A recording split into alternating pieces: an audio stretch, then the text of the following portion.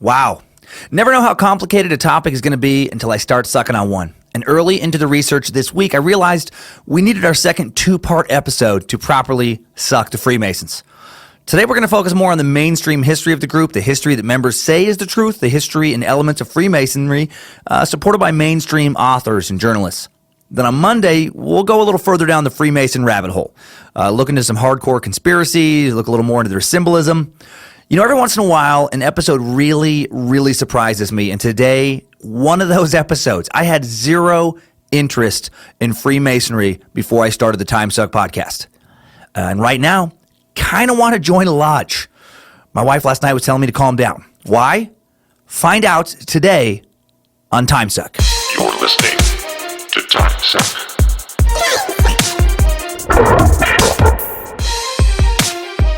Hello, Time Suckers. Welcome to the 1500 iTunes Review bonus edition of Timesuck. I'm Dan Cummins, a.k.a. Prophet of Nimrod, teacher of the secrets that line his heavenly ballsack. What? Wait. Don't worry about it. Welcome to the cult of the curious. Back in the Suck Dungeon, the Suck Studio, the Suck Lair with Mr. Josh Krell, sweetening the sound of today's Suck so it slides right on past your lips, down your throat, right into your soul. You can suck it so good. Couple of tour dates to announce, including an unfortunate cancellation, and then on to part one of that big old Freemason Suck Fest. I'll be in Indianapolis January 5th and 6th. That is today and tomorrow. So show the fuck up. Get down here to Morty's. I'll be in Providence, Rhode Island, January 19th and 20th. And then, sadly, I will not be in Chicopee, Massachusetts on January 21st because the owner of the club I was supposed to be at has run the venue out of business. So fuck. That explains why the owner was not getting back to my agent or my manager, so sorry about that. I will get back to Massachusetts. I want to get to Boston. I would love to get back there, and that's where we're trying to set up a show. And again, I apologize. If you somehow did manage to get a ticket to that event, I was never able to properly announce it because I never listed it. You're going to have to go to the club for a refund. I believe the restaurant portion is still open. I wish I had more info. Sorry I can't be more help. I have not been, given any money or getting any information from them. So again, truly sorry. I will be in Philadelphia, January 25th to 27th, Baltimore, January 28th at Magooby's. Tickets for that are on sale now. Sorry there was a delay there. Chicago at Zany's, January 31st to February 3rd. New York City, Gotham Comedy Club, February 11th. More tour dates at either dancummins.tv, timesuckpodcast.com. Minneapolis tickets are on sale now. Stand-up shows March 2nd and 3rd. Very limited tickets. Also, live Timesuck podcast Saturday, March 3rd at 2 p.m. That's all at Sisyphus Brewing.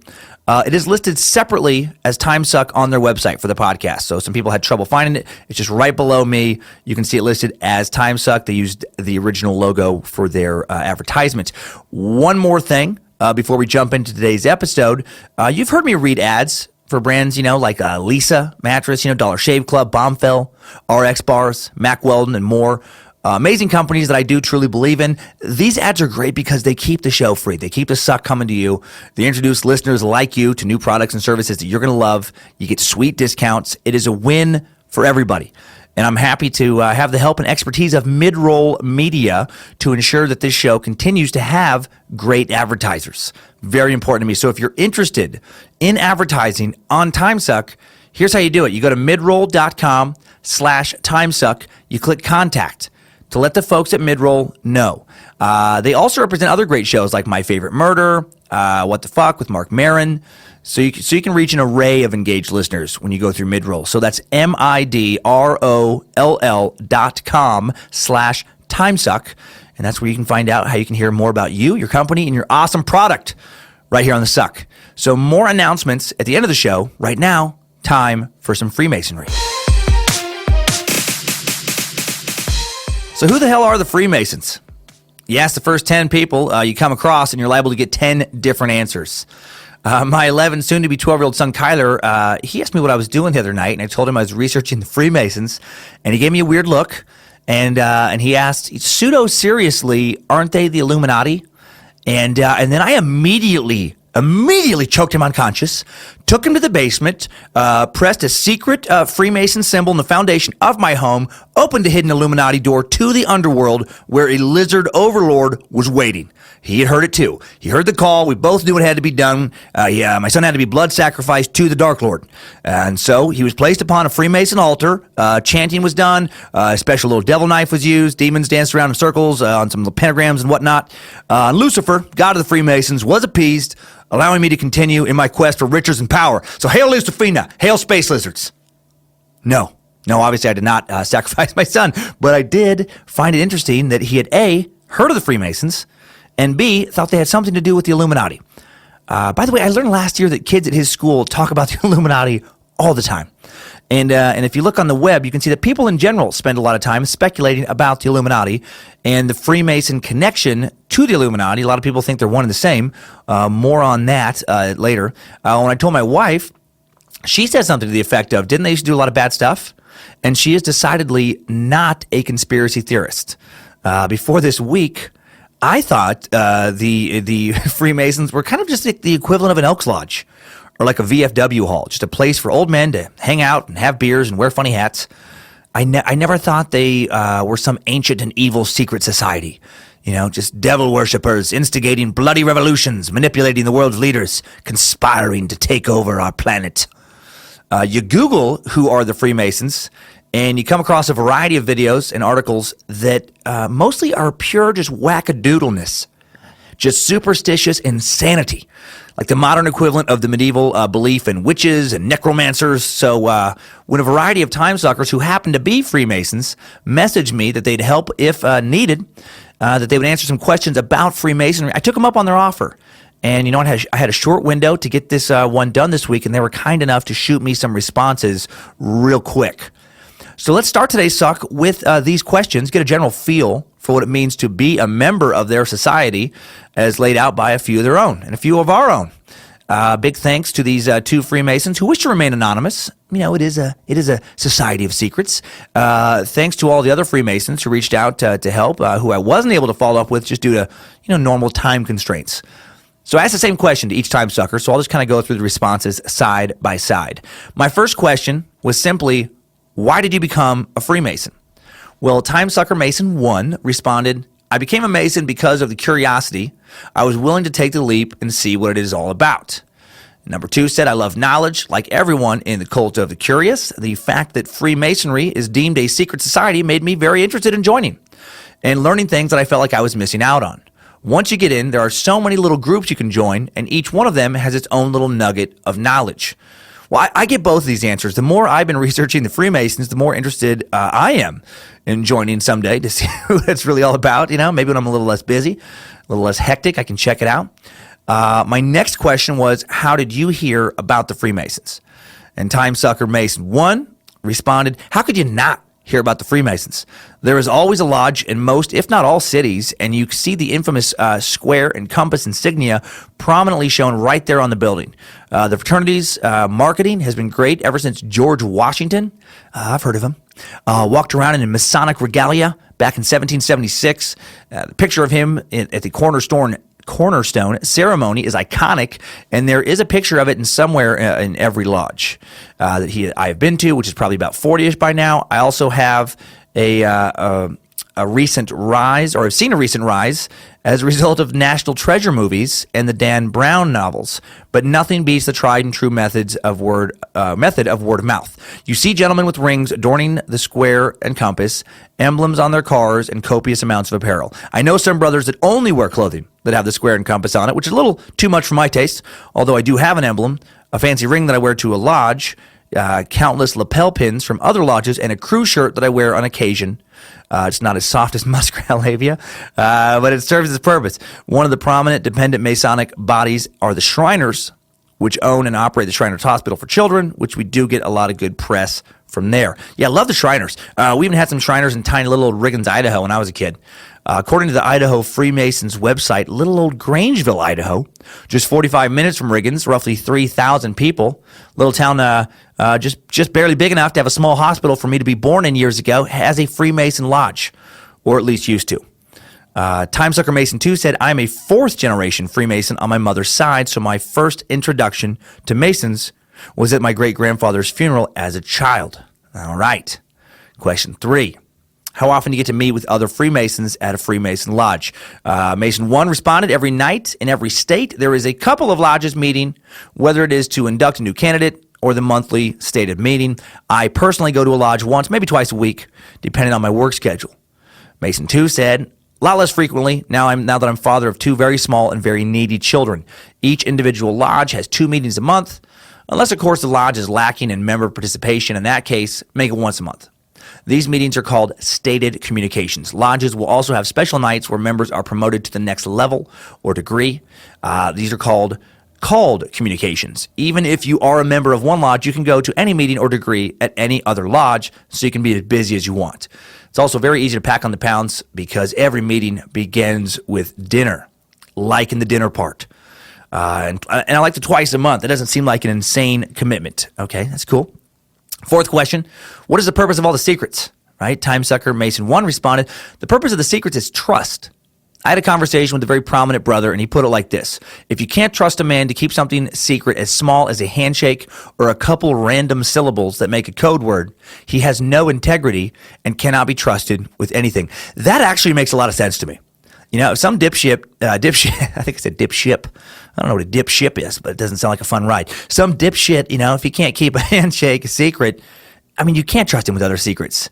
And I would take it further and add that someone who can't remember a few code words and secret handshakes probably isn't mentally capable of keeping secrets. You know, you got to weed out the riffraff. I hate the riffraff. I like it. As I get older, I have less and less interest in riffraff. Timesucker Mason 2 said, I honestly feel like the secrets are a survival tactic. It's really that simple. People hate feeling left out. So if you make your group's public image some secret, mysterious society, people will be knocking down your door trying to join and be part of the group. Ugh, that bodes well for the cult of the curious. I like where this is heading. You need members to participate in annual dues to be financially stable. They claim that when Freemasons were actual operative stonemasons, the secrets were the arts of the craft. That is what I also have found. They were protected to guarantee wages, almost like union rights. Everything learned in Masonry is all through word of mouth. You weren't allowed to write anything down. This is an echo from a time period where most people were illiterate. Although we still follow the verbal lesson structure, we are in a modern period of Masonry where the parables are bound around Hiram Abiff and the building of King Solomon's temple. A long time ago, when people were a lot more simple and predominantly Christian, the parables were around the building of Noah's Ark. Those are referred to the Hiramic and Noahide Masonry. Hopefully I'm getting those pronunciations right. That is interesting about the history, and according to the research I will talk about later, yes, in ancient pre-business card times, code words and knowledge of secret handshakes were essentially like proof of your union membership to someone who had never met you. So other Masons, you know, in some other city you'd went to knew that they could count on you when they're, you know, building some giant structure to actually know your shit. And yeah, from what I looked into, the mythological beginnings of the Freemasons do go back to the building of King Solomon's temple. And here's my 5th question. What is your favorite part of being a Freemason? Timesucker 1 responded, my favorite thing about being a brother is the fact that I have a large amount of people I can count on. I made the biggest decision I have ever made in my life earlier this year, and that was a move from Los Angeles to Las Vegas, and I would not have done it if I wasn't a brother. When people ask me, do you know anyone out here in Vegas, the answer is yes. I know plenty of people that I can count on. I moved out here without a job, but a huge network of people. Every night of my first week, I went to a different lodge to meet people, and of course, eventually the question, what did you move out here for, has made its way into the conversation, which was to find a career in waiting tables. I told them about my background. I found out the executive chef was a Mason, and it's history from there. I had a relatively high-paying job with great benefits in no time. I am well qualified for the position, but directing me straight to the executive chef allowed me to cut a couple of corners. I remember from a previous episode that you lived out here in Vegas for a bit, and you know it is a who-you-know type of town. That does make a lot of sense to me. I mean, and regarding Vegas, you know, I only went to 2 years of high school there, my freshman and sophomore years, but I do remember my dad, you know, working in construction there, talking about Vegas being a who-you-know type of town. Specifically, I remember him thinking it was harder to get jobs in residential construction if you were not LDS, if you were not Mormon, because the LDS churches down there had a lot of members, emphasis on home ownership, you know, with the emphasis on, you know, financial prosperity and family. And it was a tight-knit bunch, you know, and they tried to give one another work, which makes total sense. You know, humans have always looked to take care of their own tribe before taking care of others in general. You know, it's a you scratch my back, I scratch yours mentality. Nice to know that there are groups not affiliated, you know, necessarily with religion that do the same thing. Honestly, the first real group I belonged to as an adult has been Timesuck. I was never in a frat. Never went to church regularly as an adult, and starting off in Spokane, Washington, never even had a real crew of other comics that I kind of came up with that a lot of comics, have, where you kind of help each other get work and stuff. I've always been a bit more of an outsider due to a mix of personality, temperament, circumstance, I get the appeal now of a group, though. Cold to the Curious, working little by little, building us a clubhouse right now, actually. A real one in Coeur d'Alene, where I live, and a virtual one, the Timesuck app. So, yeah, all that makes sense. Timesucker 2 said, the good fellowship and brotherhood.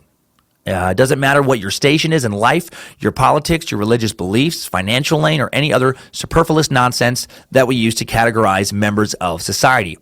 I am 29 years old, work blue collar.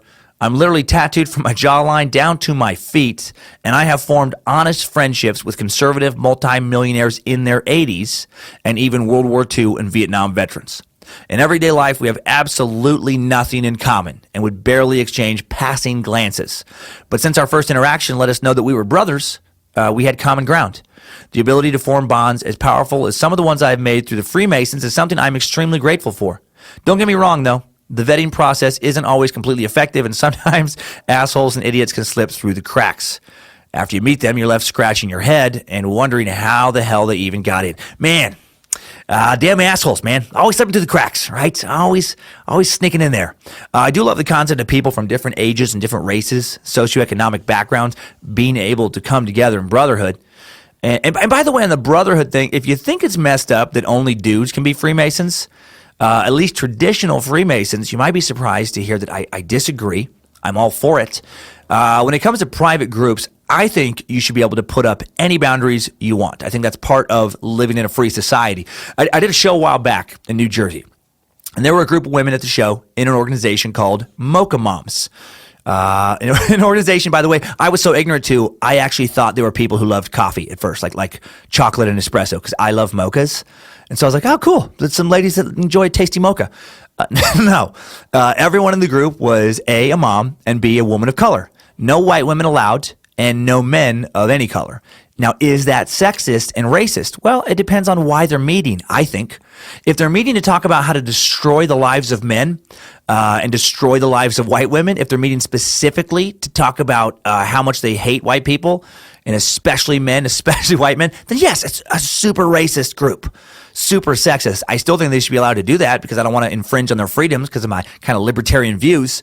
But if they're meeting to have, a safe place to discuss issues, that you can only truly understand through living life, through the lens of a woman of color, then it makes sense to be exclusive on that level, and they should have every right to do that. But here's the thing. If it's okay for one group to set guidelines based on race, gender, sexual orientation when it comes to membership, it has to be okay for all groups.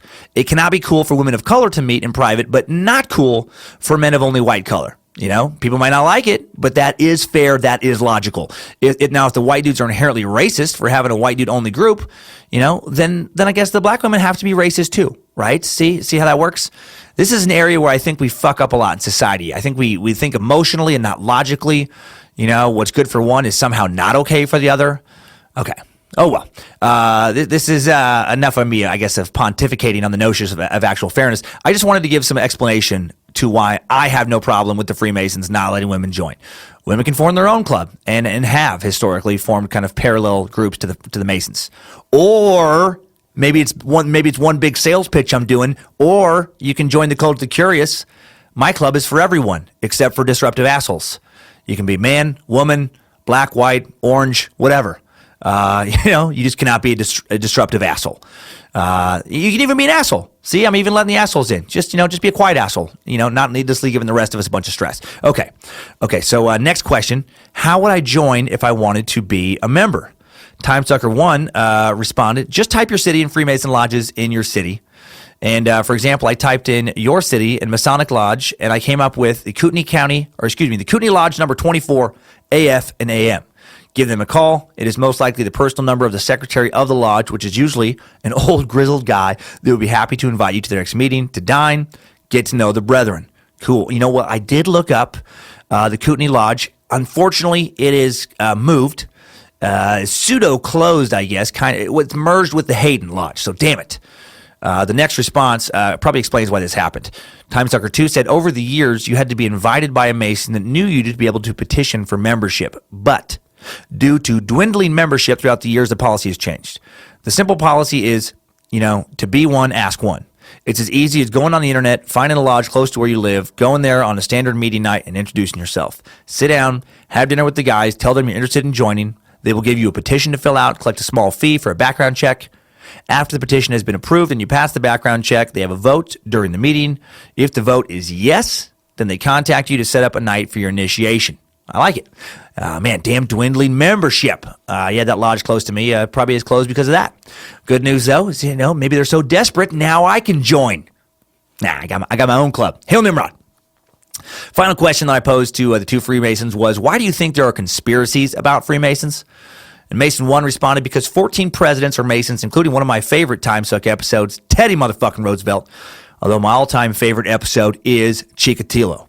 What is big deal? Why so popular? What's my fascination with casual way I stroke South Shemcock when mood strike? Maybe Timesucker envy freedom of Chikatilo. Chikatilo grab life by soft cock. No care for rules. No care for judgment. All right, back to Mason 1. There are also many other famous and successful Masons that you probably have an extensive list of, and many have been on past episodes of your podcast. There are so many conspiracies because we meet in a locked lodge with a guard at the outer and inner door. That right there screams secrecy, which causes people to wonder what we do in there, and the wandering mind has come to some crazy conclusions. The fact that prominent people have been behind these locked doors at meetings incites wonder as well. Little known fact, I know a Mason that claims to be a flat earther. I pray to God he is just pulling our leg like Shaq did to you. Shaq is also a Mason. Yes, Shaq got me. Got me so good with the flat earth stuff. And I do get that. Shaq, by the way, spent a good chunk of last summer in Coeur d'Alene. I think he has a home around here. Maybe he goes to that Hayden Lodge. Maybe that's how I meet him. Regarding secrets, yes, people absolutely start coming to nefarious kind of conclusions when you start meeting in private and you don't tell them what you're talking about. Add some secret handshakes and some code words. Oh, meet in a windowless room? What? That's going to drive a good old-fashioned gossip crazy. People get to speculating. They start coming to some wild and crazy conclusions. They go full X-Files. Timesucker Mason 2 said, people are afraid of things they don't understand. They see an old secret society that has many prestigious members and want to make connections that aren't there. A lot of people are miserable in day-to-day life and they feel stuck and oppressed.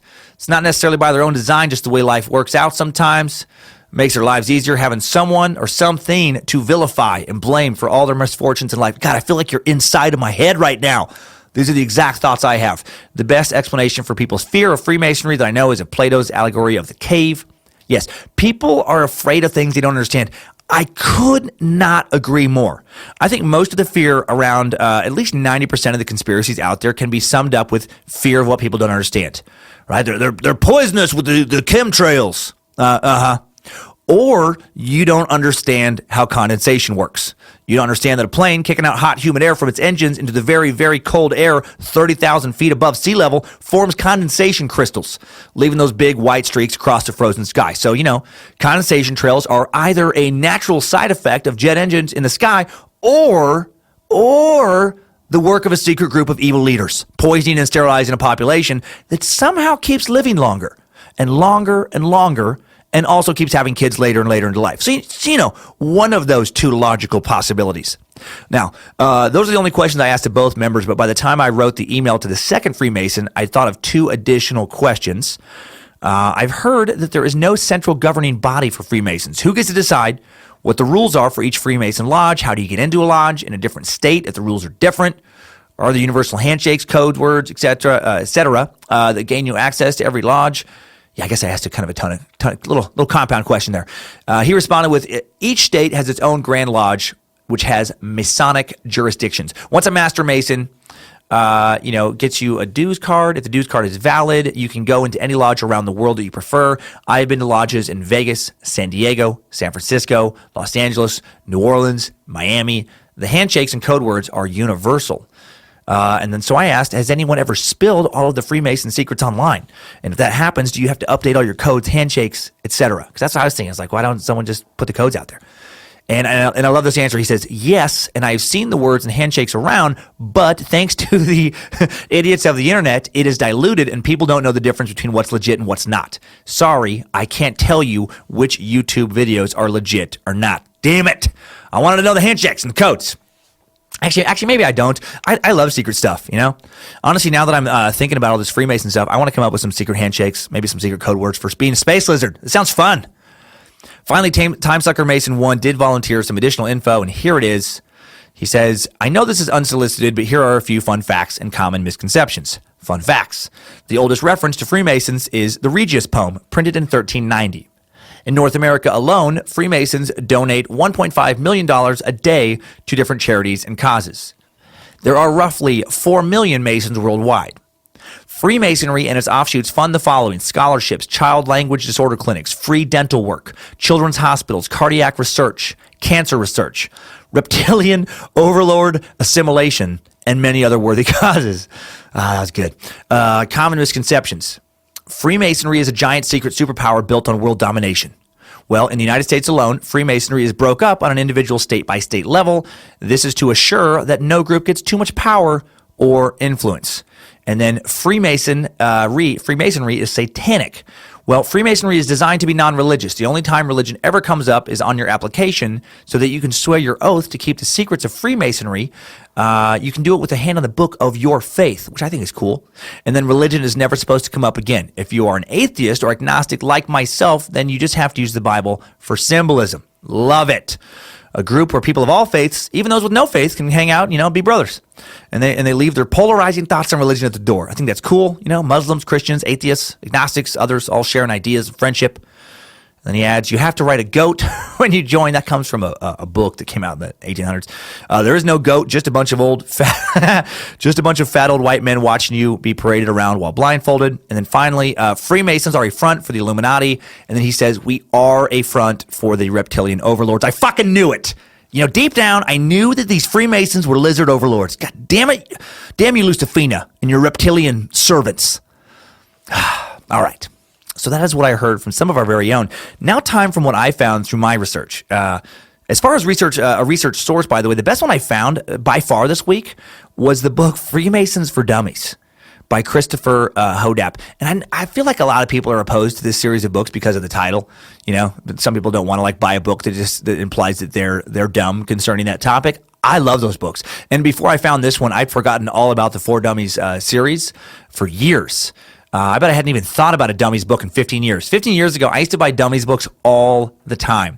If you're not familiar with this series, they were in a sense the original Wikipedia. If Wikipedia was a little more selective about its authors and way more thorough with their information. The Dummies books are kind of best explained by themselves. On dummies.com, if you click the About For Dummies, it says, to people who value knowledge, Dummies is the platform that makes learning anything easy because it transforms the hard to understand into easy to use. I find that to be true. Through expert, editorial, engaging experiences and an approachable style, listeners at every level can confidently use their knowledge to fuel their pursuit of a professional advancement and personal betterment. With a commitment to maintaining the highest editorial standards and a promise to continue developing new, innovative digital experiences, Dummies makes learning anything even easier. I do find that description to be very valid. Before YouTube tutorials were a thing, I bought Dummies books on HTML programming, video editing, tax preparation, how to use a Mac. What I like about them is they seem to just give kind of the best no bullshit definition. They cite solid sources. They don't seem to be partisan or otherwise biased. They cut to the chase. They give the important parts, not a bunch of the fluff. And they did not sponsor this episode, by the way. I just respect what they do. And out of the many books I casually looked at and considered using as a main source for this episode, the Freemason for Dummies easily stood out as the most informative, comprehensive, least biased. I leaned on them a lot. So who are Freemasons? Well, the dictionary on my MacBook says a Freemason is a member of an international order established for mutual help and fellowship, which holds elaborate secret ceremonies. My Dummies book says it's a society of gentlemen concerned with moral and spiritual values and is one of the world's oldest and most popular fraternal organizations. Freemasonry is a fraternity of men bound together by oaths based on the medieval stonemason craft guilds. Masonic laws, rules, legends, and customs are based on the ancient charges. The rules of those craft guilds, Voltaire, Mozart, George Washington, Winston Churchill, all members, as were 9 signers of the Declaration of Independence and 14 U.S. presidents. Still feels kind of vague and mysterious, though. Well, it is a bit vague and mysterious by design. Remember, there's no central governing agency, with Freemasons, at least none that they claim. Freemason conspiracy theorists claim otherwise. However, I was able to wrap my head a bit more around Masons by digging into how they began. Way back in medieval times, possibly even all the way back, all the way back to like pre-biblical times, there were Masonic orders that sound comparable to today's trade unions to me. The very earliest Masons were vessels of academic knowledge in a time of rampant ignorance.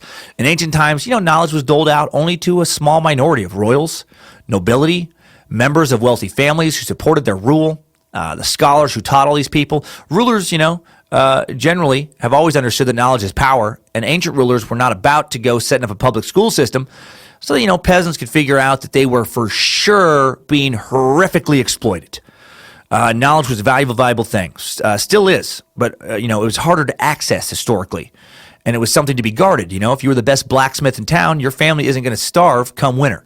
You have a valuable skill set that you can use to provide a good home and food for your family, and you can pass on that knowledge of your trade to your kids so they can do the same for their families. Well, one important early skill was masonry. A mason being one who builds with and works with stone. And, to design and build a castle, a temple, a great big Gothic Catholic church, you have to have a firm understanding of geometry, geological properties of the stones you're working with, the artistic ability to sketch out your designs, knowledge of the tools needed to implement your geometrical know-how, strong grasp of the language to communicate your plans to illiterate laborers, etc. You have to be an academically elite member of the times you live in. You needed to possess a lot of important building knowledge, and you needed it in the days before the printing press. And so Masonic orders sprang up. One Mason conveying the tricks of their trade to an apprentice. Other Masons, guilds sprang up. The earliest English reference to a Masonic guild comes from AD 926, when Athelstan, the first king of England, organized a guild of Masons in New York. In AD 926.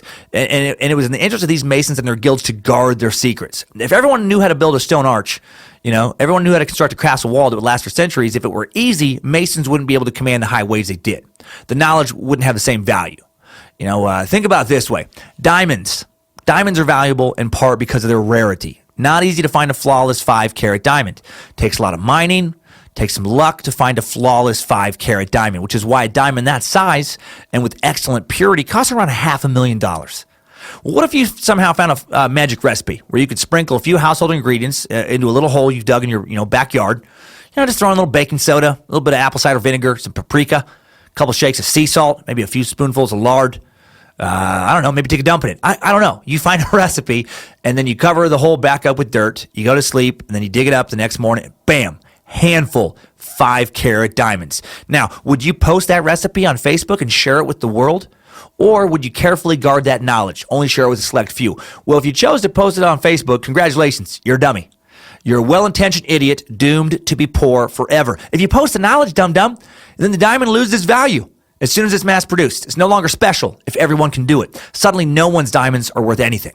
Keep that knowledge to yourself. Sell a handful of those diamonds each month, you're suddenly wealthy beyond your wildest dreams.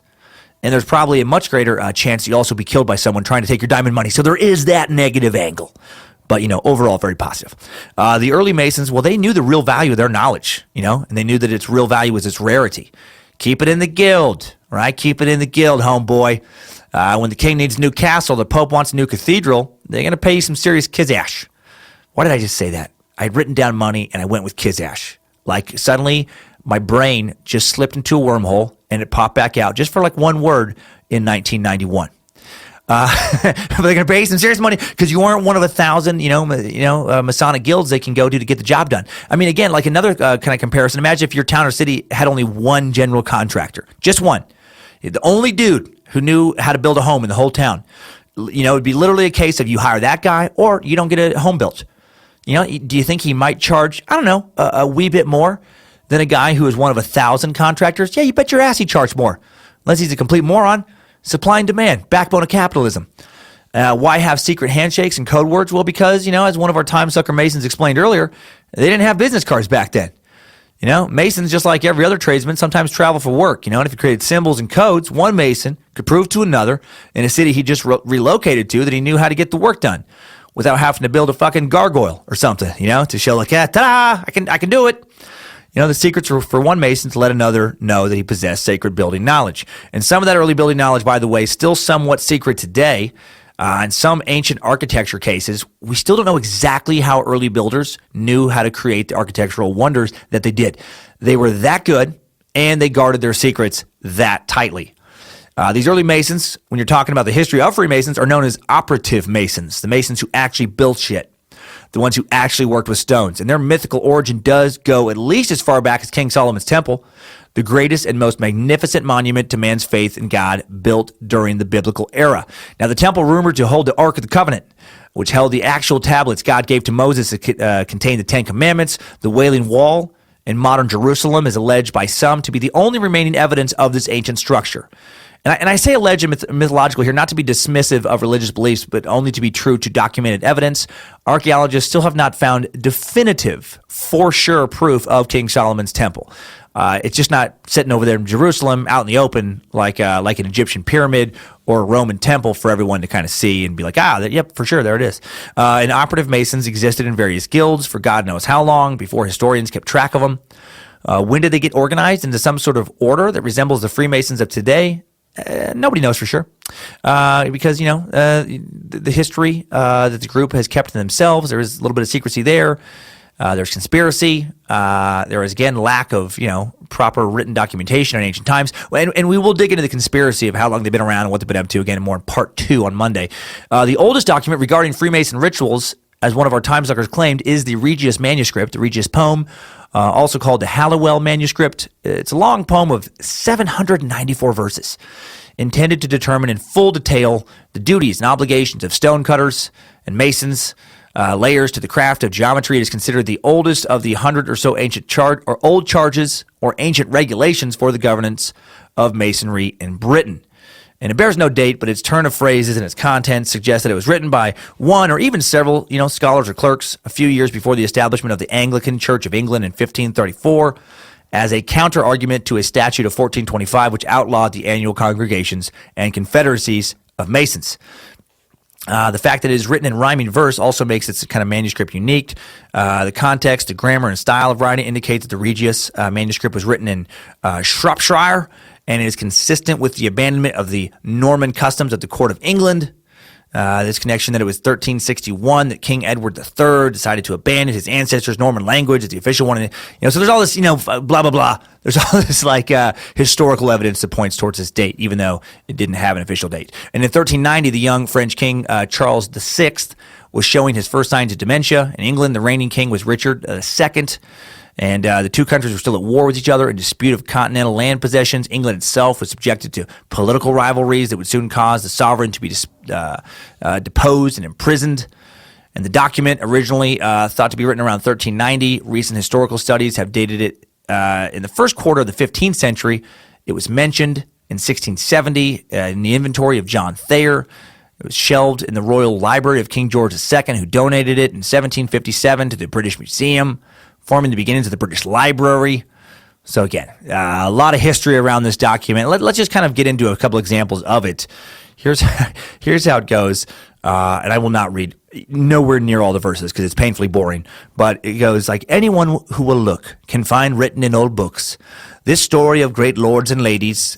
They had many children, but had no income to support them, whether in town or field or woods. They took counsel together to plan for their children how they could best live their lives without much discomfort, care, and strife. And mostly for the coming multitude of their children, for their success, they sent to great scholars to teach them good works. They asked them for our Lord's sake to give their children work, so that they could earn a living, both well and honestly, and with security. Again, pretty boring. Goes on for a long, long time. Here's a little more. Kind of gets into the masonry. Furthermore, he ordered that he should be called master, so that he would be most honored. He should be called that, but masons should never call one another among themselves within the craft subject or servant, my dear brother, although one is not as skillful as another. Everyone should call each other fellows in friendship, because they were all born to ladies. In this way, through knowledge of geometry, the craft of masonry began. The scholar Euclid founded. In this way, the craft of geometry in Egypt. All right, so a lot of rigmarole, a lot of you should do this, you should do that. But this is the basis of a lot of modern Freemason kind of pageantry. And, so there you have it. A group of dudes, good at building shit, care a lot about the profession, want to protect their livelihoods. So how did that transform into the one of our time suckers using membership in Freemasons to get a job as a waiter? Nothing to do with building. Let's talk about speculative masonry. 16th and early 17th century England was an especially rough and confusing time for the average peasant. A series of religious wars shifted the royal family's allegiance back and forth between Catholicism and Protestantism. One day you're getting burned at the stake for being Protestant. The next you could be executed for being Catholic, a heretic. Sometimes the Protestants even went to war against each other. Some days it was okay to be a Calvinist. Other days, you could be a Lutheran, sometimes Anglican. And then later in the 17th century, the Age of Reason hit England. Science became the new religion for many. The scientific method was their god. Some nobles and peasants stopped looking only to God for the answers to their lives. It was cool to be a nerd. And some Masonic orders in England and Scotland began to admit non-Mason members to their ranks. Dudes who did not know shit about building shit.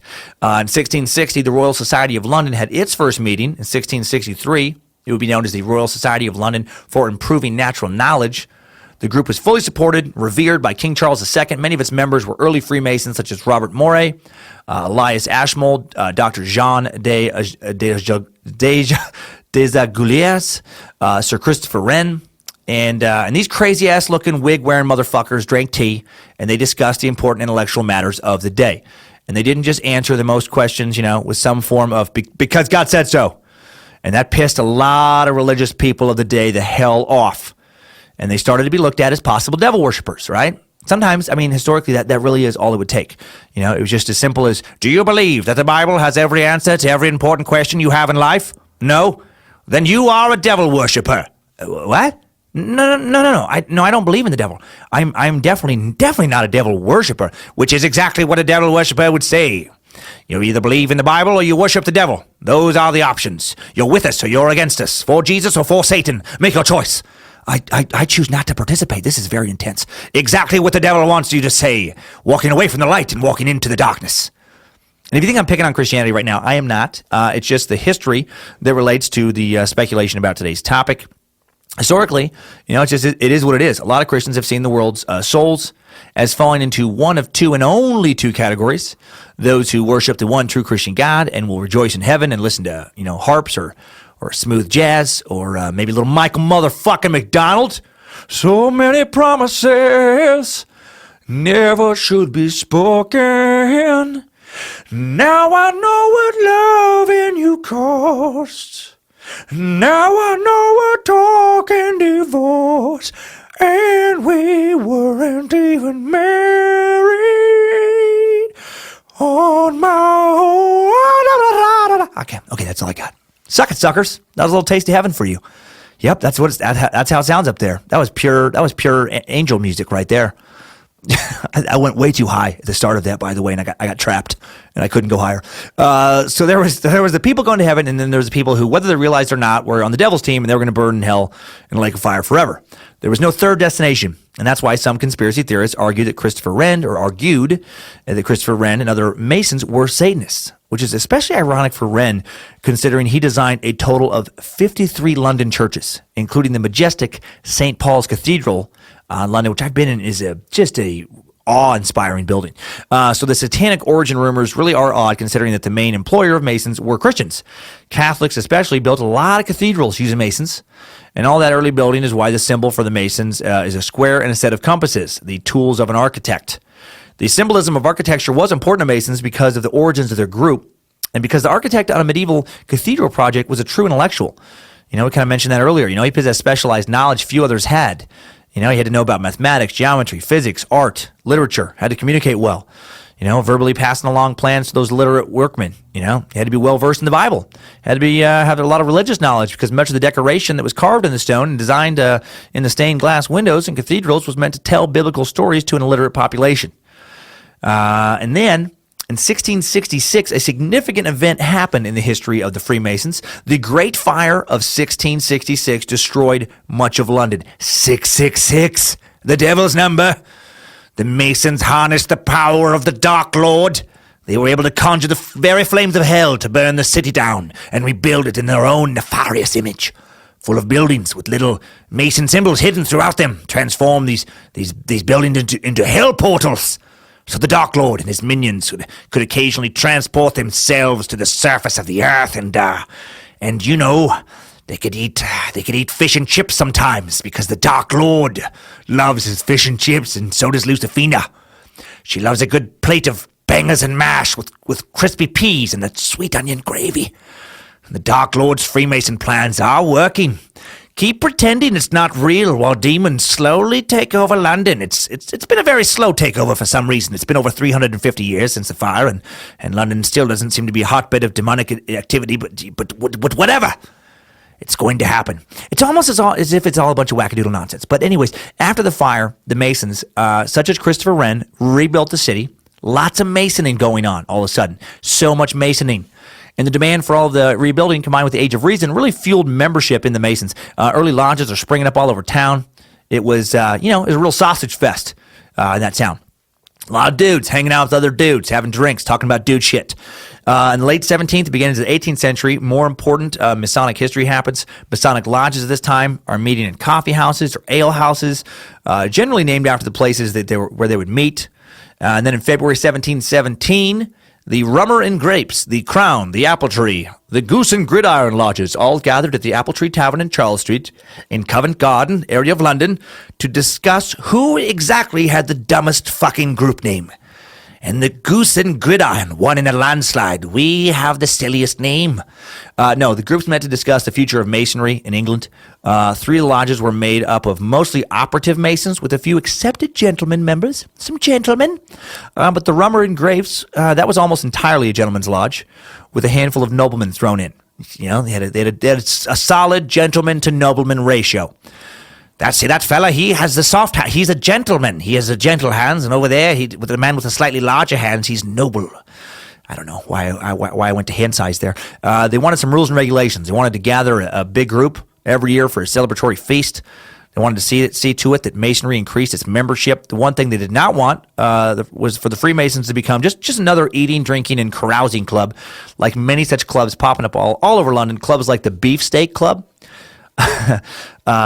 the Turf Club, the Carlton, the Guards, the Pratts, the Crooked Teeth, the Pasty Calves, and the Giant Adams apples. I made up those last 3, but I think they sounded no less made up than the other real ones. To accomplish proper organizing, the Rummer and Grapes decided to form a governing group known as the Grand Lodge. The lodges met again on June 24th, 1717, St. John the Baptist Day, at the Goose and Gridiron Ale House in St. Paul's Churchyard. Under the shadow of a great cathedral, they elected Anthony Sayer, a real motherfucker, a real asshole. No, I don't know anything about him, other than he was a gentleman member of the Crown Lodge, and he was the first Grand Master of the Grand Lodge of England. And Freemasonry was changed forever. The new Grand Lodge announced that it alone claimed the right to charter new lodges of Masons in England. The original lodges were numbered 1 through 4. New lodges were numbered sequentially as they signed on into the Grand Lodge of England. Got a little order now. It's not all chaos. Now, of course, the lodges of Masons outside of London found this news to be somewhat a surprise. You know, it was kind of like Christianity after Martin Luther's Protestant Reformation. Everyone suddenly has their own ideas on how to run shit. The Scottish and Irish lodges were completely unimpressed by the la-di-da British presumption of authority. Typical 18th century Brits, telling the world what to do. So irritating. They remind me of me, a modern American. Anyway, up to this point, all that had been needed to start a lodge was for 10 Masons to agree to do so, as long as they adhered to the ancient charges. The old rules set down in works like the Regius poem, the Regius manuscript. This new Grand Lodge had taken a pretty bold step in claiming sweeping powers. Predictably, soon caused an argument or two. One of the first things the new Grand Lodge did was to go after more nobility as members, figuring to give them some prestige. Star power, not just an American invention. The Duke of Montague became the 4th Grand Master in 1721. And he sat in that lodge, and he put his pinky out, and he sipped a fuckload of tea. That's what I picture the Duke of Montague doing. Just so much tea. Just so much pinky out. Pinky, always out. Tea, always hot. Wig, always on. Eventually, more royalty arrived in the form of the Duke of Cumberland, brother of King George III. The Duke of Cumberland became Grand Master in 1782. Always the surest way to establish itself as being more respectable, noble, and more than the run-of-mill social clubs was to prove ancient pedigree.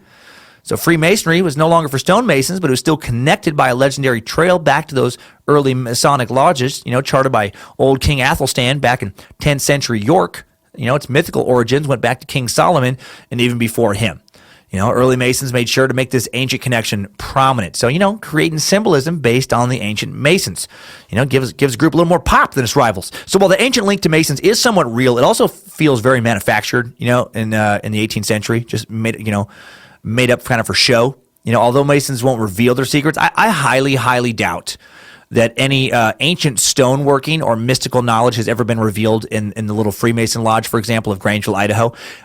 I doubt a couple old, white small town men in Grangeville, Idaho are trading secrets of how to build the fucking pyramids using their Illuminati minds. Highly doubt any babies were sacrificed so that moderately successful Grangeville, Idaho County farmers could continue to be moderately successful and make that moderately successful farming money. Yeah. 1723, another important year in Masonic history. A Presbyterian minister named James Anderson, directed by the Grand Lodge to write a history of the craft and outline its rules. First published in 1723, the collected work was known as The Devil's Guide to Everything. No, it was known as the Book of Constitutions and contained a new and improved version of the ancient charges. Ever since that time, most modern lodges and grand lodges have been governed in a general sense by the basic guidelines set down by James Anderson's work. One of the most important revolutionary rules is the first one. It reads in part, "In ancient times, Masons were charged in every country to be the religion of that country or nation, whatever it was, yet it is now thought more expedient only to oblige them to that religion in which all men agree, leaving their particular opinions to themselves, that is, to be good men and true, or men of honor and honesty, by whatever denominations and persuasions they may be distinguished." This policy was revolutionary for the times. Freemasons required a belief in God to become a member, but no questions would be asked about the member's personal religion. To further cement this requirement, Masons referred to God in their rituals as the grand architect of the universe. From this point on, Catholic, Anglican, Presbyterian, Calvinist, Puritan believers all welcome to join, as long as they kept their religious arguments and prejudices to themselves. Even non-Christians were allowed to become Masons. Jewish people began to take an interest in the fraternity. Again, revolutionary to have so many people from so many walks of life come together in friendship for the purpose of advancing academic and scientific knowledge. Early members of this initial organized Freemason lodge in Britain, and I guess the lodge is, brought Freemason teachings and then the lodges to the rest of the world through British colonialism. For example, as Britain settled what is now the United States, they also brought over the teachings and organization of the Freemasons, because a lot of those early colonists were members. By 1730, official Freemason lodges had been established in Philly and Boston. 1775, a free African-American named Prince Hall set up the first African-American Freemason lodge in Boston, lodge number 441. However, many American Freemasons, despite Freemason brotherly love ideals, just as racist as most people back then, and the original African-American Freemason Lodge and other lodges were constantly losing their charters and then regaining them only to lose them again. Finally, in 1827, a group of men formed their own Grand Lodge and began charting their own members. It was eventually named the Prince Hall Grand Lodge, and today there are more than 250,000 members belonging to roughly 4,000 Prince Hall-affiliated lodges. Again, like kind of Christianity, they're breaking down into many different factions and denominations over the years. Freemasons have done the same. Perhaps the most famous American Freemason of all is Bojangles. Bojangles is a Scottish Rite 33rd degree Master Mason. And not only did he design the Washington Monument, it was modeled after his dick. Yes, finally, you have the truth. That's what the National fucking Monument or whatever that weird movie with the guy from Con Air is trying to tell you. The Washington Monument, thought to be modeled after an ancient Egyptian obelisk, is actually a Bojangles dick replica. It is, however, almost twice as big as Bojangles' real fully erect dick, which when 100% erect was more effective as a siege weapon than it was as a love tool. And another secret, actually how he won the siege of Yorktown, which is what ended the Revolutionary War. Bojangles slammed his giant hard dick into roughly 9,000 British troops time and time again, smashing some, beating the morale out of the others. He beat out, and in a sense, he beat off the British troops. Bojangles beating off 9,000 British troops. Think about it. It makes sense. FYI. Bojangles would only make love at 5 to 10% maximum erection to keep from killing his lovers, his many lovers. Bojangles! Okay, that may or may not be real history. I may have had a seizure. What is definitely history is that George Washington, our first president and future Timesuck subject, is America's most celebrated Freemason. The Bible Washington used to be sworn in as president was taken from a Freemason lodge, a lodge that still has it, the St. John's Lodge, number 1 in New York. At least 4 other presidents have been sworn in using that same St. John's Bible. Warren G. Harding, Dwight D. Eisenhower, Jimmy Carter, George H.W. Bush. George W. Bush did request it, but it was raining on his inauguration day, and so he was given a copy of Mad Magazine to be sworn in with. No, he used some other Bible. As the Freemasons grew in popularity in the late 18th to 19th centuries, the organization also began to become more complex. Lodges began offering new levels of knowledge to keep people interested, such as the Scottish Rite. One system of degrees, it was offered by the Royal Arch, Cryptic, and Chivalric, especially the Knights Templar branches of Masonry, became known as the American or York Rite. Thomas Webb was a particularly avid promoter of these degrees. The only other degrees came out of France and were mostly administered by the Supreme Council in Charleston, South Carolina. The system was eventually known as the Scottish Rite.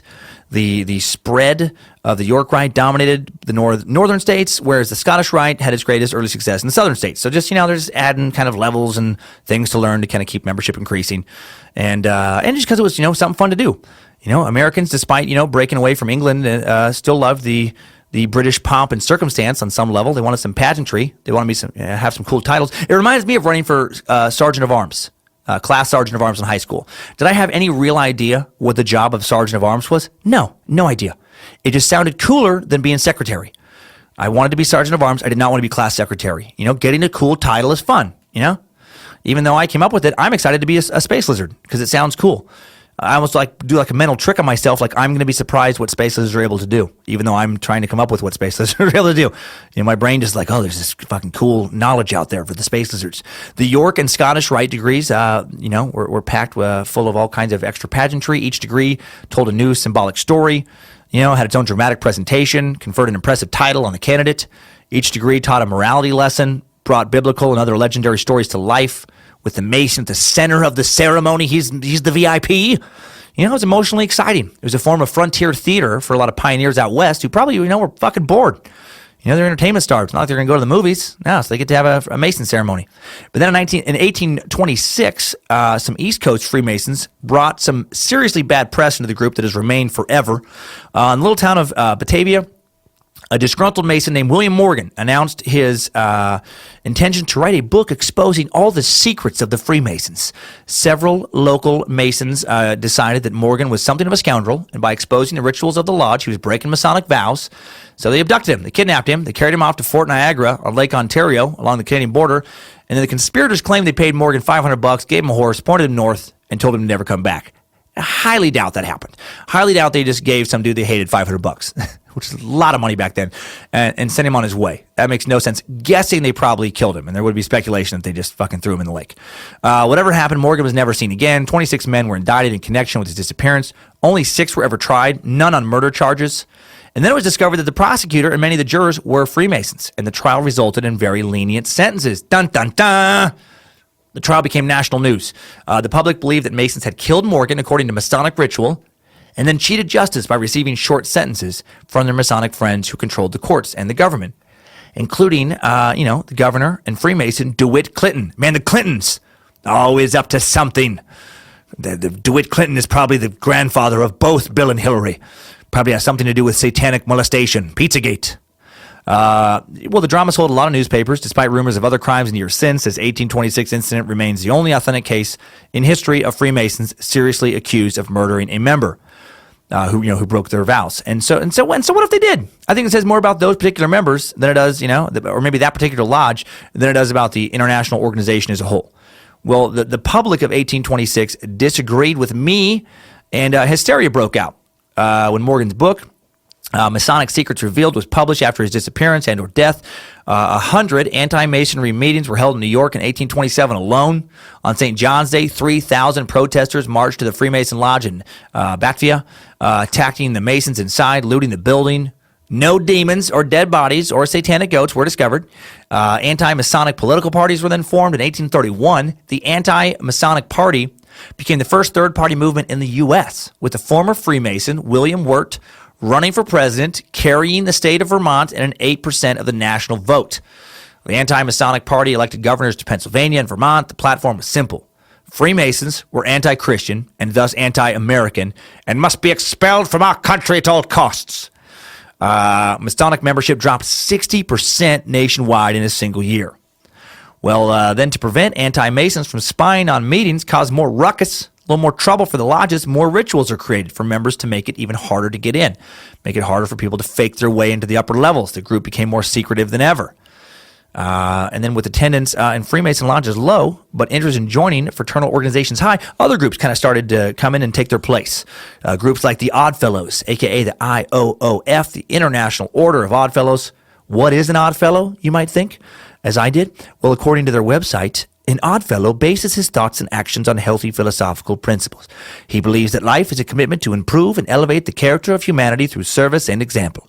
He is humble in a way that he never boasts about himself. He knows and accepts his strengths and weaknesses and keeps away from bad-mouthing people making unreasonable allegations. He understands that certain things in life are unavoidable. He is aware of the vanity of earthly things, the frailty and inevitable decay of human life, and the fact that wealth has no power to stop the sureness of eventual death. What a fucking downer, this thing. And he then asks the question, how am I going to spend my life? And then it goes on for a while, and it gets to its principles. Principle 1 of the Oddfellows, wise and serious truths, and opens up before its members opportunities for useful service. 2, belief in a supreme being, the creator and preserver of the universe. 3, the lesson of fraternity, that all are of one family and therefore brethren. 4, the importance of the principle. Okay, and it just fucking, it goes on. It goes on, down to, most of them are normal. 11, principle 11 is kind of weird. Nothing tastes as sweet as a scared Christian baby. So that's troublesome. That probably caught them a little bit of heat, just being openly satanic. No, I made that one up. What is an Oddfellow? To me, it just sounds like a Freemason, right? They're very similar. They share a lot of the same values, also a lot of the same symbolism, including the all-seeing eye, which Timesuck also uses. Damn it, I'm the Illuminati. And the Oddfellow was one of so many fraternal organizations that sprung up in the 19th century. Like, they got super popular, right? Think about it. They didn't have Netflix. They didn't have shit to do. They didn't have iTunes. They didn't have fucking Pandora. They were bored out of their minds. They were trying to get away from their wives. They didn't marry for love as much back then. They got stuck with people. They were trying to get out of the house. And so then all of a sudden there was the Improved Order of Red Men, the Order of the Star-Spangled Banner, the Sons of Honor, the Order of the Good Templars, the Grange, the Ancient Order of Foresters. That one sounds boring as shit. Ancient Order of Foresters. I guess, I don't know, maybe going on a hike or something. The Holy and Noble Knights of Labor, the Benevolent and Protective Order of Elks, the Loyal Order of Moose, and literally hundreds of others, and all basing their pageantry and rituals off Freemasons, the original American secret society. And then there was women groups forming too. There was the Order of the Eastern Star, the Rebeccas, the Delilahs, the Michelles, the Kims, the Wendy's, the Shakiras.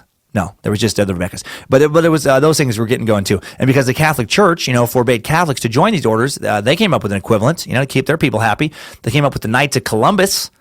All right, the Catholic Freemasons. I've been to some of their halls. When I went to Gonzaga, there was one near campus, and I'm pretty sure I had a tasty pancake buffet at a Knights of Columbus hall once. And I definitely did receive a Student of the Month award from Elks Lodge when I was in high school. I remember I just had to drive to Grangeville, and some very old men with some hats in a musty old building handed me a plaque. And I was somewhat honored. And then side groups started popping up, like the Scottish Rite. 1853, Albert Pike joined the Scottish Rite in Charleston, South Carolina. The degrees he witnessed were interesting to him, but Pike was a devoted scholar of history and world religions. He felt the degrees taught important lessons, but could use some improving. So over the next decade, he rewrote the 4th through 32nd degree rituals, embellished them with lavish tales of kings and knights, of ancient religions and legends, and his revisions helped make the Scottish Rite the largest and most popular appendant body of Freemasonry in the world. Its degrees were presented not for 1 or 2 initiates in a lodge room, but as a massive stage production, with hundreds of candidates in specially built auditoriums using state-of-the-art lighting, scenery, special effects. Well, to this day, these Scottish Rite auditoriums, theaters, and cathedrals, like the Scottish Rite Cathedral in Indianapolis, remain the largest Masonic buildings ever constructed. That one in Indianapolis, by the way, I saw some pictures if you get a chance. The Scottish Rite Cathedral, like beautiful Gothic building, really cool looking. So basically, since there were only like 3 levels of being a Freemason, there was the, and still is, the entered apprentice, the fellow craft, and the master mason. They kind of got these new side groups going, like the Scottish Rite, so that a master mason can continue on with Masonic learning and knowledge. Basically have new video games levels to fucking level up, It's like if you make a video game and you only have 10 levels, then people stop playing after they make it level 10. But then if you come up with a fucking booster pack and you get an extra, 50 levels, well, you keep people buying that game. You keep people playing it. So that sounds to me like what went on. And then the counterculture revolution of the 60s and early 70s, hits. And suddenly, everybody thinks that what their parents did was lame. Which was unlike previous generations, when sons would join lodges with their dads, be happy to go to the lodge with their dad. Well, now kids want nothing to do with their parents, so young membership in fraternal lodges plummets. Gerald Ford is the last Freemason to be president. All in all, again, I said earlier, 14 presidents have been Masons. The full list is George Washington, James Monroe, Andrew Jackson, James Polk, James Buchanan, Andrew Johnson, James Garfield, William McKinley, Teddy motherfucking Roosevelt, William Taft, William Harding, FDR, Harry Truman, and Ford, as we said earlier. And then Dan Brown, he writes the wildly popular novel The Da Vinci Code, based somewhat on Freemasonry, and interest in America's secret societies skyrockets. Membership's picked up a little bit, as we heard earlier, although it's still primarily an old boys club. It's who knows, in the everybody knows everything about you Facebook culture we now live in, maybe the pendulum will swing back. I think it might, and more people are going to crave membership in Masons, groups like the Freemasons, because people are going to want a secret life because our lives are so public now. All right. Well, that is it about it for part 1. As far as a basic overview of the Masons, we will dig much further into the outlandish conspiracies that surround them in part 2. And for a little taste of what that may look like, let's check in right now with the idiots of the internet. Idiots of the internet. To find today's internet gold, there's gold in these here threads, I tell you. Riches to be uncovered. Mind-numbingly idiotic babble to be presented and mocked. Man can make his fortune in these threads, I tell you. There's so much gold. Pure, idiotic nuggets of tomfoolery. Well, to find today's gold, I YouTubed Freemasons Exposed. And then I filtered it by the highest view count. And I found a video titled, Watch This, all caps, before joining Freemasonry. Everything Exposed, all caps, published by the scariest movie ever on December 12, 2014, over 3 million views. And the video description reads, let me tell you a story of a man that reached the highest level of Freemasonry, rubbing elbows with presidents, celebrities, politicians, the elite, and why he decided to walk away completely, all caps. The veil lifted on these dark rituals. Please, all caps, share this with anyone you know that may be a Freemason or are thinking of pursuing Freemasonry. Right when they go into the beginning of these, when they say like rubbing elbows with presidents, plural, celebrities, get the fuck out of here. Like where would all those people meet in the same lodge? You complete moron. Okay, so we know it's nonsense. I hope we all know that. And then it's also posted in the category of education, which I find hilarious. And 20 seconds into the video, big letters on the screen, comes a statement, Freemasonry is a slow indoctrination into Satan worship. Okay? And then it makes a reference to the word Lucifer showing up in some Freemason literature. Somebody was named Lucifer. That's proof that Freemasonry is without a doubt satanic. It is. So I guess, is it proof that I'm satanic? Because I made up the thing Lucifina, which I just thought was a funny, evil character in the show. God, it's a bummer. It's a bummer that I'm satanic because I have no interest in Satan. Or even believe in him. So, which is, that's a bummer that I have to now worship someone that I don't like if they are real and don't happen to believe it. Oh, man. And then he talks about the Shriners, because those guys got to be satanic, the people who give free medical care to very sick children and save their lives. The Shriners of Shriners hospitals. I guess they reference Muhammad as God in one of their rites. So they're of the devil. I always get so tired of that association that people try to make, some people, between Islam and Satanism. Just fucking stop it. It's just so inflammatory and nonsensical. And then the video goes on to describe how all the major religions are given equal weight, which again is satanic. And then it's more of the same. Freemasons don't value Jesus above all, so they're the work of the devil, blah, blah, blah. But I'm glad this video was made because it has led to gold. So many good comments. The first one I'm choosing to add here is a comment made by user Lebotuntun. Fucking the names people pick for YouTube is ridiculous. And Lebotuntun posts in all caps, "So much bull dust." I love it. Bull dust. And the profile picture is a man of about my age. If you are a grown-ass man using replacement words, go fuck yourself. Why are you so fucking scared of some silly four little words, you ignorant dick fuck? Think about the kind of brain you must have, you must possess to believe that there is an all-powerful God who created this amazing universe we live in, created everything in it. Think about how complex and beautiful and nuanced our world really is, but this omnipotent being, they want you to say bull dust instead of bullshit. Like that's what they're concerned about. Children are dying of AIDS in Africa. They contracted through being sodomized in a war zone, but shit. That's what gets God's gander up. Holy fuck, you and I have so very little in common, if that kind of world makes sense to you. User Bernie on Fleek posts something to remind us that there are plenty of good people in the world. Bernie on Fleek posts, "What an incredibly well-written piece of fiction. This man has used an instrument to bash a group of people whose sole existence is to help each other in business and do good works in the community. Just wonderful." So you can hear the sarcasm there. And then right underneath, user Joel Fry quickly reminds us that there also are plenty of idiots.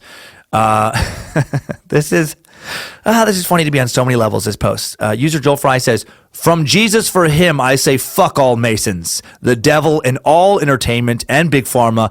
They should all be highly ashamed to ashes. Literally. That includes all false churches on Sundays." Well, man, so many people are going to be ashamed to ashes. I've never heard that phrase before. Wow, Joel. All entertainment, all Freemasons, fake churches, and randomly big pharma should all burn in hell. And I love the fuck all Masons from Jesus, right? Like that would ever happen. Just, hey guys, I got a message from Jesus. Jesus told me to tell you guys, and I quote, "Fuck all Masons." Yeah, because that's so Jesus-like for him to say. And then we got even, and by the way, actually, before I move on, that whole thing of like wanting people to burn in hell, that's so wicked. Like, okay, and just all people in entertainment. So if someone decides to go into acting, they should, when they die, burn forever. That's such an intense punishment. Like, I don't know if you've ever burned yourself. I have burned myself in a variety of ways in my life. So painful. And usually when you burn yourself, you just touch something for not even a full second because your body immediately recoils and then you just feel the pain. Imagine burning all of the time. Like how horrific truly of a punishment that is. And you're going to wish that on somebody for being, like a pharmaceutical salesman. You are an idiot, Joel. Such an idiot. Okay. And then we get even more nonsensical with user Jorma Terez, who posts, this is just pure wackadoodleness. Okay, it's going to sound nonsensical because that's just what happens to be written. The Masons is Judaism for the Goy, and Judaism is the worship of Baal and Saturn equals Satan. So you are tricked to worship Satan, as in the Catholic Church of today, it is a Masonic organization, as is Islam, as is any government on earth. All religions are anti-spiritual and evil. Wow, what a weird world you live in. Let me get this straight. All religions, all governments, the work of Satan. So he's won then. I mean, if someone takes over every religion and takes over every single government, I would say that they've won. So why are you even posting anything? Why aren't you just, shouldn't you just be like curled up in a corner crying and hiding from the many, many, many Satanists that surround you at all times in your reality? Are you just killing time on YouTube, waiting to die? Waiting to be killed by so much Satan surrounding you. It's a wonder you even find the time to type anything. It's amazing you found the strength to buy a computer or a smartphone or whatever the hell you use to make it to the internet. It must be so hard to get up each morning knowing that every single religion, every single government in the entire world is satanic. So, how come you aren't satanic? How did you escape all this? And how come you aren't offering to help the 2 or I guess maybe 3 other people in the world who aren't also minions of the Dark Lord? Who types shit like this? Do they work? Do they have a job? Do they have friends? Are their friends as dumb and paranoid as they are? Just so many questions. So many paranoid religious fanatics in this particular comment section. User Adrian Kovlowski posts, Masons worship Satan. The eye of Lucifer they parade is proof enough. And then under so many of these type posts, some Mason tries to correct him. User Barry Newell responds with, no, we don't. I love that too. Barry is just beside himself, just on his computer reading all this like he's some Mason, being like, no, what? Why do they keep saying this? It's not true. Where do they get their info? It makes no sense. Give up, Barry. It is quite literally impossible to reason with a fanatic because they don't use reason in their thoughts. They have decided to go to an unreasonable mental place, someplace not logical. They've based their life on the illogical. They're not going to snap out of it with just a simple like, no, we don't. You're not going to like someone when you're talking to somebody who's like, you eat babies in the basement of your devil layers. You conjure demons and prepare for the battle of the end times. You feast on the blood and torment of the pure and righteous. What? Dude, no, we don't. We have a taco bar and some drinks. And then we just kind of, lately we've been talking about what's going to happen next season in Game of Thrones. Seriously? Yeah. All that selling your soul to the devil and actual satanic ritual stuff, that's just kind of modern, medieval nonsense. 1,000 years from now, people are going to look, on people being scared of some horned beast stealing their soul the same way we look, back people, believing that Zeus could come down from Mount Olympus and fuck their wife or something. It's insanity. I get it, though. People are scared and they're trying to make sense of the world they don't understand, and grasping at straws. Shit. Okay. All right. Do you have extra tacos? Do you have? Oh, yeah. With cheese and we have street tacos as well. That's fantastic. I love both of those. Yeah. No, religious paranoia, man. I get so worked up about it because has any good ever come from it? Like literally any good, just ever. Salem witch trials, honor killings, terrorist attacks, crusades, Spanish Inquisition. Come on, please let it be enough. Such a paranoid, pointless way to waste your talents in life. Today's last idiot, Mady Madeline, seems to be wasting hers. She posts, this really upset me. The hidden hand thing the Freemasons do.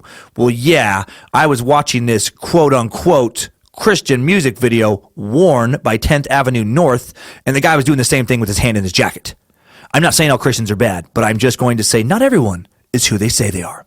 This poor girl, this poor dumb girl, she has gotten so worked up about the devil being around every corner, she is actually worried that the dude from 10 Avenue North is a secret Satanist. She can't even enjoy Christian music. She's that scared. And she just also convinced me to watch a video for Worn by 10th Avenue North. And you know what? I got to say, it's fucking great. Like, I'm not kidding. It's a great song. And the hidden hand thing, he's holding his hand to his heart for dramatic effect, you idiot. She must be a real hoot to hang out with, right? Just one of those people who sees Satan in everything. Did you hear how that kitten just mewed? Devil. It's a devil kitty. Look at the way that old lady uses her stroller to cross the street, her walker. She takes 6 steps and pauses. 6 steps and pauses. 6 or 7 steps and pauses. 6 or 7. Probably 666. Definitely the devil. Look at that baby with the sippy cup. Sip. Sip. Sip. 3 sips. Sips sound like 6. Sip, sip, sip. 666. So, Mady, thanks for making me laugh about how paranoid you are. And also, thanks to the guys in 10th Avenue North for reminding me about all the plenty of super cool Christians out there. Those guys, I didn't know about them. I don't know how they've sold, I think, millions of records. They also donate to Compassion International and write very cool, uplifting songs. Yeah, again, I feel like I have to keep saying that I'm not joking because people, probably with my perspective think that I'm joking. No, man, good shit, guys. And that's enough idiots of the internet for now. There will be so many more on Monday. Idiots of the internet. All right, so to me, the Freemasons just sound like a way for people to fulfill their need for religion, if it's, a person who doesn't subscribe to one of the currently established religions. Maybe you don't believe in a particular book, maybe you don't want to go to church all the time, you don't want to go to church with your family, but you want something bigger than yourself to be a part in. I mean, I get it. I feel something similar with Timesuck. I've always been like a small pack guy. I've always been kind of good with my wife and a very small group of friends I barely stay in touch with, to be totally honest. I'm kind of a shitty friend. My kids. And I've always thought that's all I needed, but I am kind of feeling that tribe vibe now. I do enjoy being part of a larger group.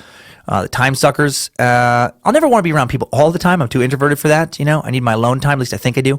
But I get Freemasons being cool, where you can go twice a month if you want. You can have a nice dinner with some bro friends, especially if you're somebody who has trouble making friends. You're alone, you're lonely. You get to have some sense of community. And you get to have some spiritual fulfillment without the dogmatism of church, if that's not what your thing is. You get to learn some secrets, which secrets always make people feel special. Who doesn't like that? It's a cool club, way to network, way to meet new people and make new friends, way for guys to get a break from their wives, girlfriends, and kids. And I think that's all it is. I think its ties to ancient knowledge are largely symbolic. What I don't think it is you make it, far enough, you make it into some inner circle and you gain world-dominating insights. I don't think that. I think that if that was true, there would be no ethos of Freemasons from various walks of life hanging out. There would just be rich and powerful Freemasons and Freemasons who were about to become rich and powerful, through the power of satanic secrets or something, which doesn't make sense, because there's plenty of Freemasons out there who are not like world rulers. Okay, so I don't want to make any more conclusions because there's still more Freemason research to be done. Maybe I will come across something that's going to change my mind. Who knows? Maybe I'll come across some convincingly nefarious info over the weekend. Right now, it is time for today's top 5 takeaways. Timesuck top 5 takeaways. Number 1. The Freemasons in their organized form began on June 24, 1717, St. John the Baptist Day, at the Goose and Gridiron Ale House in St. Paul's Churchyard in London under the shadow of the great cathedral. Anthony Sayer, a gentleman member of the Crown Lodge, was elected as the first Grand Master of the Grand Lodge of England, and Freemasonry was changed forever. The new Grand Lodge announced that it alone claimed the right to charter any new lodges of Masons in England. The original lodges were numbered 1 through 4, and new lodges were numbered sequentially as they signed on to the new Grand Lodge of England. Number 2, the symbol for the Freemasons comes from architects' tools, the square and the compass, and is a nod to the original Masons who actually built lodges instead of having dinners inside of them. It is not a nod to the devil, which is exactly what the devil would say. Okay, number 3. George Washington was a Freemason and was sworn in as the first president of the United States using a Freemasonry Bible. Number 4, being a Freemason is basically giving yourself a place to go to church for people who don't want to go to church, but still want to go somewhere and get some rituals. It's a less churchy church from what I've gathered so far.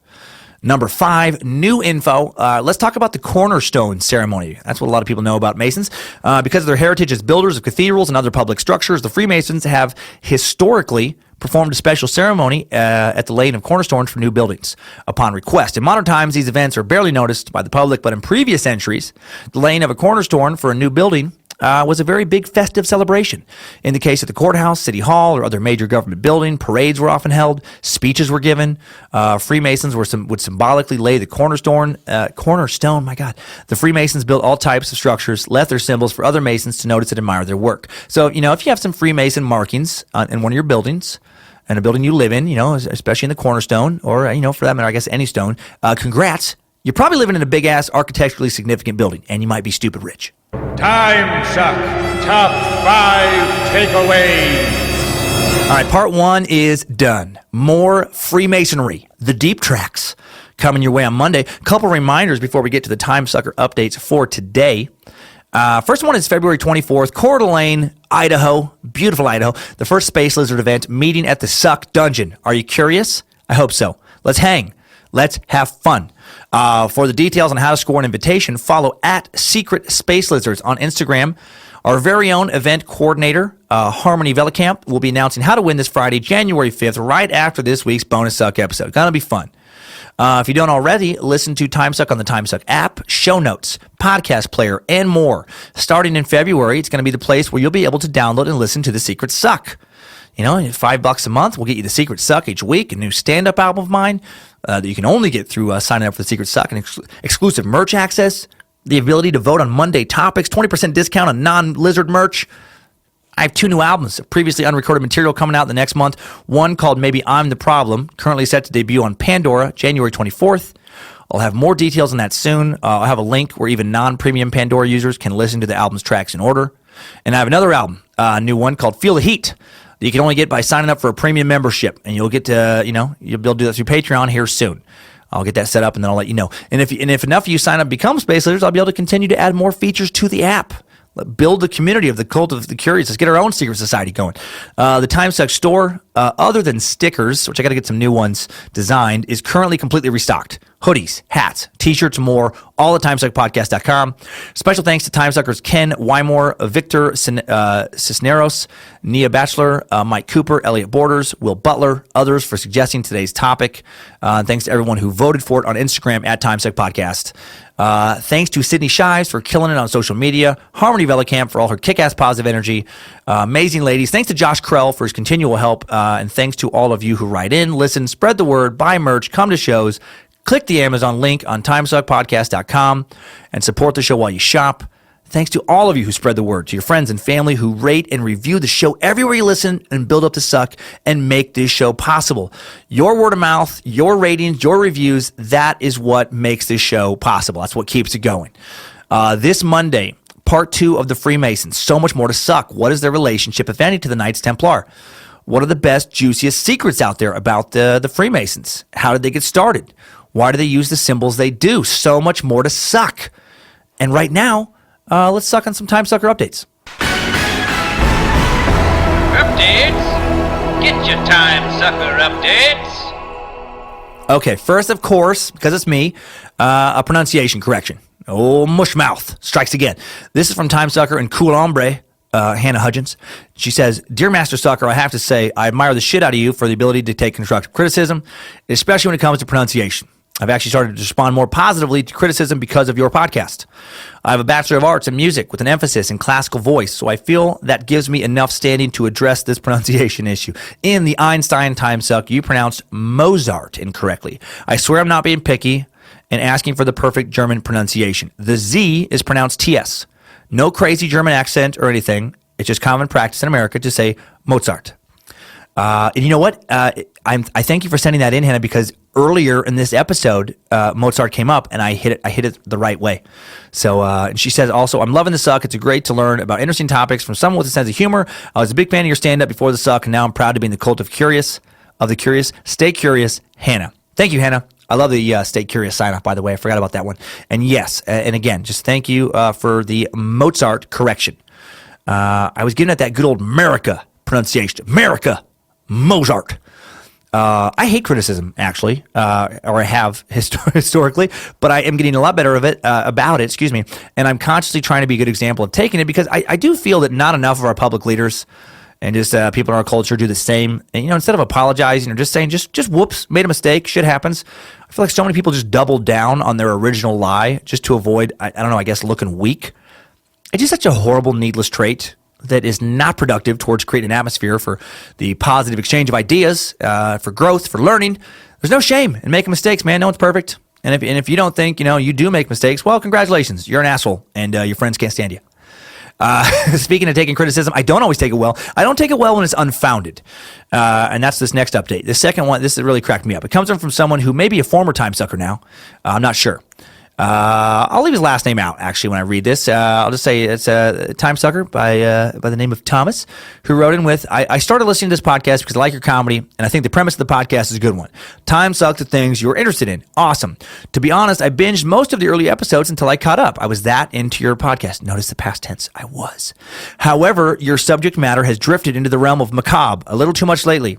And as a father, I can only listen to so many stories about torture, rape, and murder, especially involving children. I like being informed and don't mind an unsettling episode every once in a while, but I was really looking forward to the newest episode of the new year to see if 2018 would come with any positive vibes from the Timesuck crew. I mean, we need it after such a crazy 2017, and god damn it, if it wasn't about the motherfucking despicable filth of a human being, John Wayne Gacy. Do we need to timesuck this motherfucker? Really? That's how you were going to start off the new year? Well, not for me. I refuse to listen to it or any further timesuck until you get in here with some shiny, happy fucking episodes. Peace. All right, Thomas. I know Gacy was a sick bastard, but where the fuck have you been, dude? Einstein was the week before, buddy. And before that, Eleanor Roosevelt. Before that, Oak Island mystery. Dude, you picked a really weird time to make that particular complaint. I just released 2 shiny fucking happy episodes during the holidays.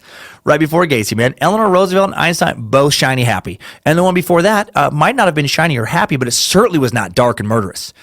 So Thomas, if you're going to complain, at least make a reasonable complaint. Oh, and today's episode, not about murder. And neither is Monday's.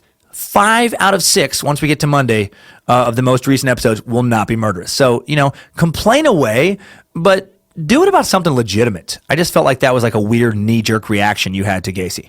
The next update is also about Gacy. It's an update from Timesucker Crystal Terry. Dear Master Sucker, love the new episode. Evil Killer Clown is definitely one of my favorites.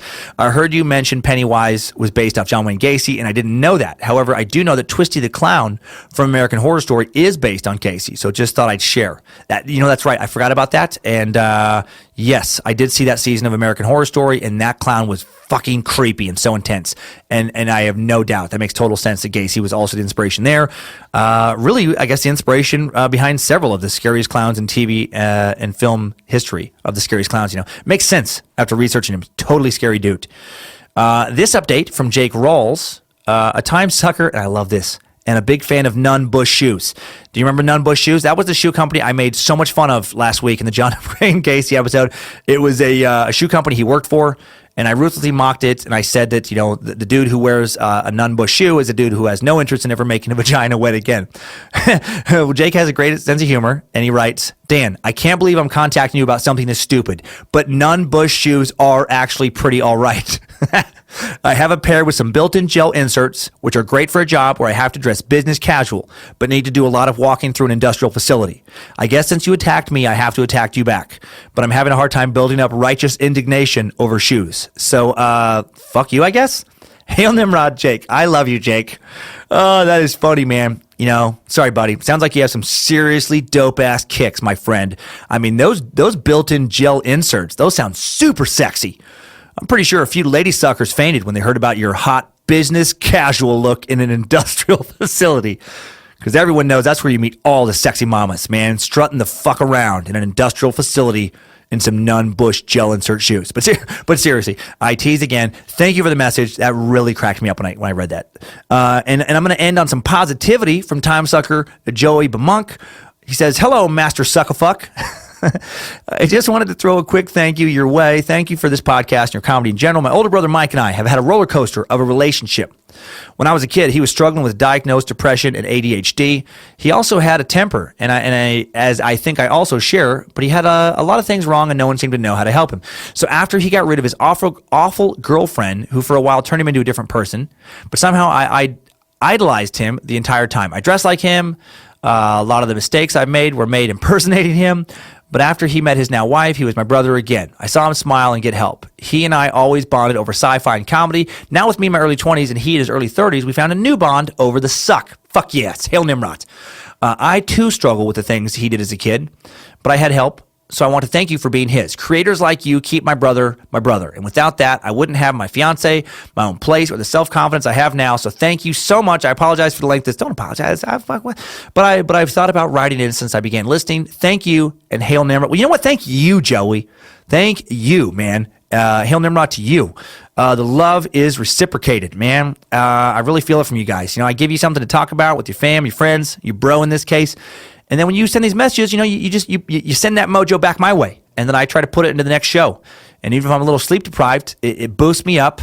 And just thinking that this stuff actually matters. So thank you. Have a great weekend, dude. Talk to your bro about some Freemasons, and Hail Nimrod. Next time, suckers. I needed that. We all did. Well, that is all today, suckers. That is all. That is all. I felt like I got into a Freemason voice there. Enjoy your weekend. The first weekend of 2018. Think about joining a secret society. Please let it be the Space Lizards. Please let it be the Space Lizards. And keep on sucking.